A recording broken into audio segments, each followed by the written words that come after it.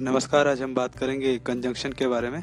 Conjunction के पहले मैं डिफाइन करूंगा आपके साथ। हम डिस्कस करेंगे कंजंक्शन की डेफिनेशन को, कंजंक्शन एक्ट कैसे करते हैं और वो सेंटेंस को मीनिंगफुल बनाने में और सेंटेंस के बीच में या दो क्लोजेस के बीच में एज ए जॉइंट कैसे काम करते हैं। जैसे जंक्शन होता है, जैसे रेलवे जंक्शन होता है, तो जंक्शन इसीलिए कहा है कि वहाँ पे एज ए जॉइंट काम करता है वो। तो जॉइंट कैसे करता है, जॉइंट कैसे करवाता है दो सेंटेंसेस को या दो क्लोजेस को इस तरह से, या दो फ्रेजेस को या दो क्लोजेस को, तो इस तरह से वो कैसे काम करता है वो हम आज देखने वाले हैं। So conjunction make a link between or among words or group of words to other parts of the sentence and show a relationship between or among them। ठीक है, कंजंक्शन क्या करते हैं, लिंक बनाते हैं। ठीक है, बिटवीन वर्ड्स में या ग्रुप ऑफ वर्ड्स में या फिर अदर पार्ट, उनका दूसरे पार्ट्स के साथ सेंटेंस के। ठीक है, एक जो सेंटेंस के अलग अलग पार्ट्स होते हैं उनके बीच में लिंक डेवलप करने का काम कंजंक्शन करते हैं, रिलेशनशिप भी उनके बीच में शो करते हैं। ठीक है,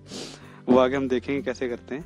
पहले हम देखते हैं टाइप्स कितने हैं कंजंक्शंस के। First one is coordinating conjunctions, then come correlative conjunction and then come subordinating conjunctions. Okay, so one by one we will be discussing each of this.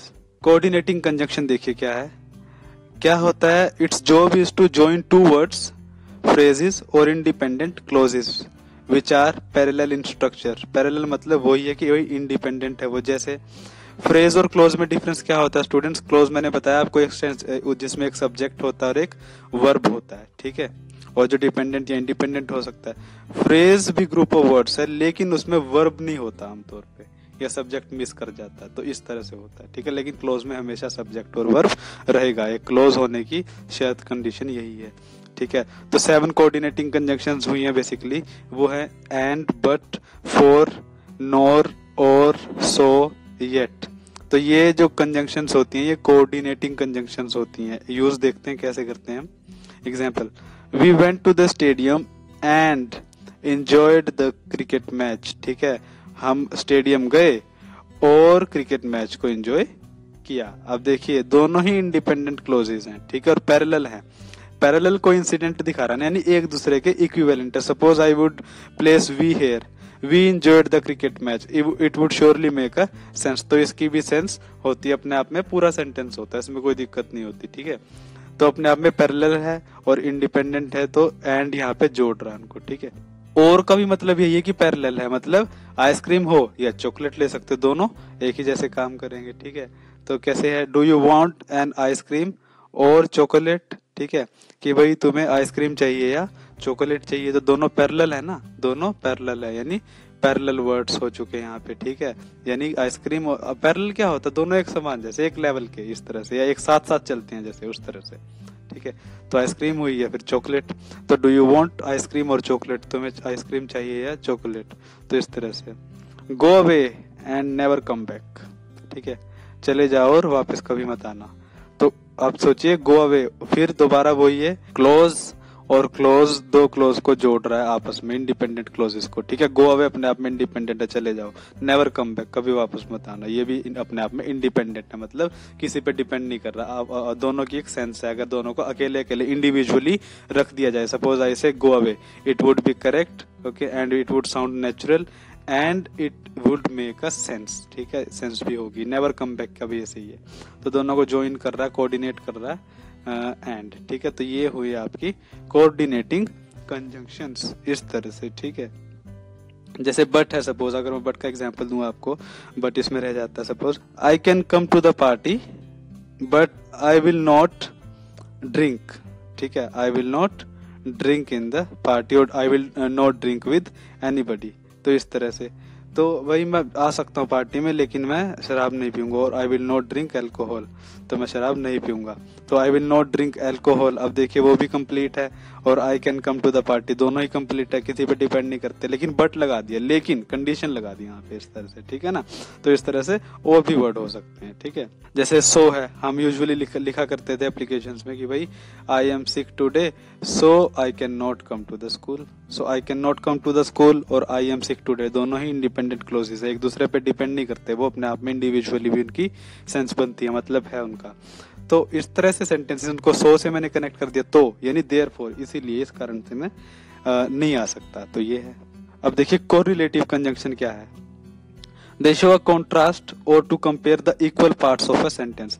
देखिए सेंटेंस के इक्वल पार्ट को compare करते हैं, ठीक है, क्या करते हैं, कंपेयर करते हैं। Words of correlative conjunction have special connection between them, special connection, जैसे नॉट ओनली बट ऑल्सो, ये है, ईदर और, neither nor, both and, not but, whether और, जैसे neither Alex nor Robin can play baseball, ना तो एलेक्स ना ही robin, इसका मतलब ये होता है ना तो एलेक्स ना ही रोबिन कैन प्ले बेसबॉल। तो ठीक है, अब देखिए ये जो है आपका, ये आपको स्टूडेंट्स अगर आप इसको यहीं से देख लो तो इसको यहाँ से पहचान सकते भी, कोरिलेटिव कंजंक्शन, कोरिलेट करते हैं, सीधी सी बात है। ये कंजंक्शंस अपने आप में यूनिक हैं, ठीक है, यूज होते हैं इसी फॉर्म में यूज होते हैं, ठीक है। नीदर नोर, नीदर नोर एक साथ नहीं, बीच में सब्जेक्ट होता है, ठीक है, फिर नोर के बाद भी कुछ होता है, सब्जेक्ट या ऑब्जेक्ट, इस तरह से। Neither Alex NOR robin can play baseball, ना तो भी एलेक्स खेल सकता है ना रोबिन खेल सकता है बेसबॉल, ठीक है, इस तरह से।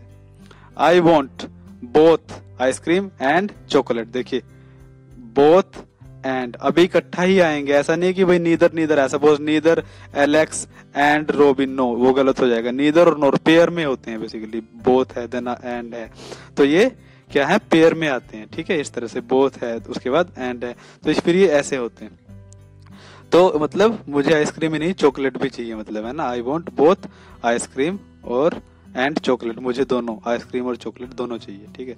ही ate not only ice cream but also chocolate, ठीक है, उसने ना सिर्फ आइसक्रीम खाई बल्कि चॉकलेट भी खाई, ठीक है, ना सिर्फ बल्कि, तो ये नॉट ओनली बट ऑल्सो, ये नॉट ओनली बट ऑल्सो ये भी पेयर में है, ठीक है, इस तरह से, ठीक है। जैसे वेदर और है, ठीक है, I don't know whether he will come और not, he will come or not, whether he will come or not। अब weather और यानी आएगा ही आएगा, कि weather है तो और भी यूज होगा, तो पेयर में होता है, क्योंकि मैं नहीं जानता वो आएगा या नहीं आएगा, तो इस तरह से, ठीक है ना। अब इमीडिएट बाद में आए इसका मतलब नहीं होता, ठीक है, लेकिन वो पेयर में ही आएगा, आएगा सेंटेंस में जरूर। ऐसा नहीं होता एक सेंटेंस में weather है और नहीं है, नीदर है नोर नहीं है, इधर है और नहीं है। अब इधर और भी लगा सकते हो, नीदर नोर तो नेगेटिव है कि भाई ना तो ये ना तो ये, ठीक है, इधर और में क्या है, या तो ये या तो ये, जैसे इधर एलेक्स और रोबिन कैन प्ले बेसबॉल, वही या तो एलेक्स या फिर रोबिन दोनों में से एक खेल सकता है बेसबॉल, इस तरह से कर सकते हो, ठीक है। नीदर में था कि भी ना तो एलेक्स खेल सकता है ना रोबिन खेल सकता है, इस तरह से। सबऑर्डिनेटिंग कंजंक्शन में क्या होता है students, join elements of an unparallel sentence structure, These elements are usually a dependent clause and an independent clause। अब देखिए पैरेलल मतलब, अनपैरेलल मतलब एक जैसे नहीं है, यानी एक इंडिपेंडेंट क्लोज है और एक डिपेंडेंट है। अब इसके बारे में हमने जैसे अगर बात की हो तो इंडिपेंडेंट क्लोज क्या होता है, इंडिपेंडेंट क्लोज तो वो है ना, ग्रुप ऑफ वर्ड्स है जिसकी अपनी एक सेंस, अपना एक मीनिंग है, जिसका सब्जेक्ट है जिसमें और वर्ब है, और किसी पे डिपेंड नहीं करता, किसी दूसरे क्लोज पे, किसी दूसरे ग्रुप ऑफ वर्ड्स पे। डिपेंडेंट क्लोज इंडिपेंडेंट क्लोज पे डिपेंड करता है, नहीं या फिर दूसरे डिपेंडेंट क्लोज पे डिपेंड करता है, ठीक है ना, अपने मीनिंग के लिए, जैसे वो फिर पूरा नहीं होगा, ठीक है, इस तरह से। जैसे अगर हम बात करें, जैसे when I came he was sleeping, जब मैं आया वो सो रहा था, तो व्हेन आई केम का कोई मतलब नहीं है, अगर मैं हटा दूं ही वाज स्लीपिंग, अगर मैं इसको हटा दूं तो व्हेन आई केम का कोई मतलब नहीं बनता, तो ठीक है ना, तो इस तरह से है। तो वो डिपेंडेंट क्लोज है, डिपेंड कर रहा है ना, ही वाज स्लीपिंग पे डिपेंड कर रहा है, ही वाज स्लीपिंग यहाँ पे इंडिपेंडेंट क्लोज है, ठीक है, उसका अपने आप में मतलब है, वो कहीं डिपेंड नहीं कर रहा। इसका मतलब है इंडिविजुअली अगर मैं उसको लिख दूं ही वाज स्लीपिंग, वो सो रहा था, तो उसमें भी कोई दिक्कत नहीं, इट वुड मेक सेंस, ठीक है। लेकिन व्हेन आई केम का कोई सेंस नहीं है अगर मैं आगे कुछ नहीं लिखता तो, ठीक है ना, इस तरह से। और भी सेंटेंसेस होते हैं। मोस्ट कॉमनली यूज्ड जो सबऑर्डिनेटिंग कंजंक्शंस है स्टूडेंट्स, ये हैं after, how, then, when, although, if, that, where, as, in order that, though, which, as much as, in as much as, unless, while, because, provided, until, who, whom, before, since, what, whoever, whomever, ठीक है, इस तरह से। अब example देखते हैं इनमें से कुछ जो आपको समझने के लिए जरूरी भी हैं। एग्जाम्पल देखते हैं। Before we left home I had my breakfast, इससे मतलब घर से चलने से पहले मैंने नाश्ता कर लिया था, ठीक है, तो बिफोर पहले होता है, ठीक है, आफ्टर होता है बाद में। Before we left home I had my breakfast, यानी मैंने खाना खा लिया था घर से चलने से पहले। अगर मैं आफ्टर लगा दूं, यानी after we left home I had my breakfast, यानी मैंने खाना खा लिया था हमारे घर से निकलने के बाद, ठीक है, जब हम घर से चले उसके बाद मैंने खाना खाया था, ठीक है, तो वो बाद में हो जाता है, इस तरह से। Provided they come we can start class Tuesday, हम क्लास मंगलवार को शुरू कर सकते हैं, बस वो आ जाएं, प्रोवाइडेड, इसका मतलब है गिवन दैट, ठीक है, यानी वो आ जाएं। एक एक आर्ट होती है लैंग्वेज के स्टूडेंट्स, ठीक है। हर बात का जैसे इंग्लिश का एग्जैक्ट हिंदी में मतलब नहीं होता, बिकॉज हिंदी एक अलग लैंग्वेज और इंग्लिश अलग लैंग्वेज, तो ट्रांसलेशन के उससे पर्सपेक्टिव से देखोगे तो उसमें प्रॉब्लम आ सकती है समझने में कॉन्सेप्ट को या किसी चीज को। तो प्रोवाइडेड दे कम, यानी इसका मतलब वो आए हुए हों, we can start class Tuesday, हम मंगलवार को क्लास शुरू कर सकते हैं, या वो आ जाएं तो हम क्लास मंगलवार को शुरू कर सकते हैं इस तरह से। When he was washing my car, I went to the store, ठीक है, जब वो मेरी कार धो रहा था मैं स्टोर पे गया उस टाइम, ठीक है। तो सोचिए अगर when he was washing, तो ये डिपेंड कर रहा है ना इस पे, I went to the store, ठीक है। अगर इसको मैं हटा दूं तो when he was washing my car इसका कोई मतलब नहीं बनता, ठीक है ना, इस तरह से। Even though the weather was horrible, they still went outside, हालांकि, इवन दो होता है हालांकि, इसके बावजूद भी, मतलब इतना कि भाई ऐसा होते भी, हालांकि जो मौसम था भयानक था, ठीक है। इवन दो, हालांकि जो मौसम था वो भयानक था, मतलब हॉरिबल, डरावना था, फिर भी वो बाहर गए, दे स्टिल वेंट आउटसाइड, ठीक है, ठीक है। तो ये इंडिपेंडेंट क्लोज है, मतलब इसका अपना मतलब है, ये क्लोज इस पे डिपेंड नहीं कर रहा, बट ये जो सारा क्लोज है इस पे डिपेंड कर रहा है, ठीक है ना। तो इवन दो क्या कर रहा है, ये सबऑर्डिनेट कर रहा है, ठीक है, सबऑर्डिनेट कर रहा है। तो हमने देख भी लिया कि भाई these elements are usually dependent clause और इंडिपेंडेंट क्लोज, इनको ज्वाइन करता है ये। अब ज्वाइन का मतलब ये नहीं कि बीच में यूज होगा तो ज्वाइन करवाएगा, वो शुरुआत में भी हो सकता है, जैसे यहाँ पे यूज भी हुआ, ठीक है, इस तरह से। अब सपोज वाइल है, वाइल स्टूडेंट्स किसी एक्टिविटी की कंटिन्यूटी को दिखाता है, जैसे I was studying while listening music, ठीक है। तो अगर मैं कह दूं कि भाई मैं पढ़ रहा था म्यूजिक सुनते सुनते, I was studying while listening music, तो बस ठीक है, वो भी वाइल है, ठीक है, उसमें कोई दिक्कत नहीं है। सिंस है, ठीक है, he is very ill since he came here, जब से वो यहाँ आया वो बहुत बीमार है, ठीक है, जब से, सिंस टाइम बताता है कि भाई जब से वो यहाँ आया वो बहुत बीमार है, तो इस तरह से। सो इस तरह से और भी सेंटेंसेस है स्टूडेंट्स, तो ये बिल्कुल नॉर्मल से यूज होने वाली कंजंक्शंस में कोई घबराने वाली बात नहीं है, जो इंपॉर्टेंट हो हमने डिस्कस कर ली है, ठीक है। So thank you very much again.